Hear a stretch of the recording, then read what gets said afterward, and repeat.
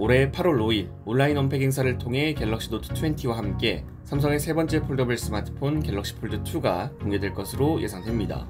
DSCC의 CEO 로스영을 통해서 전면 디스플레이 6.23인치, 내부 대형 디스플레이 7.59인치에 120Hz 및 LTPO TFT, 그리고 디스플레이 커버 윈도우로 UTG를 사용하여 S펜을 사용할 수 있을 것이라는 언급을 했습니다. 다른 모든 스펙 업그레이드보다 S펜에 대한 기대감이 가장 컸습니다. 하지만 어느정도 예견된 일이었지만 아쉬운 이야기가 나왔습니다.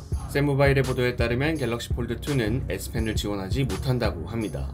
UTG의 개발이 계속해서 이루어졌으나 S펜을 지원할 수 있을 만큼의 내구성에 도달하지 못한 겁니다. 사실 어느정도 예견된 일이었죠.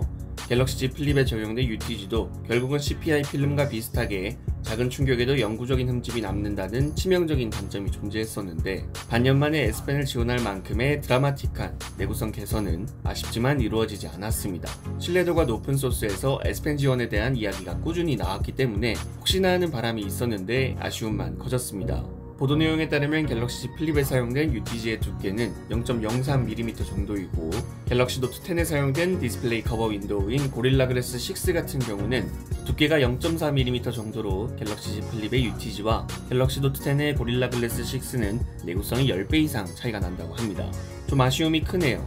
기대치가 상당히 높아져 있었는데 가장 기대하던 포인트가 없어져 버려서 아쉬움이 큽니다. 그렇다 하더라도 일단 분명히 갤럭시 폴드 2는 외부 디스플레이가 확장되고 내부 디스플레이의 내구성 개선만으로도 충분히 메리트를 가진다고 생각하기 때문에 S펜이 빠진다고 해서 갤럭시 폴드 2의 평가가 절하되는 일은 없을 거라고 생각합니다.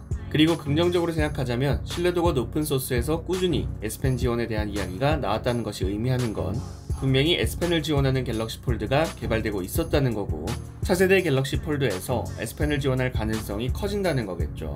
S펜 지원 여부는 아쉽게 됐지만 그래도 갤럭시 폴드 2에 대한 기대감이 큽니다. 여러분들이 생각하시는 갤럭시 폴드 2에 대해서 댓글을 남겨주시면 감사드리겠습니다. 시청해주셔서 감사드립니다.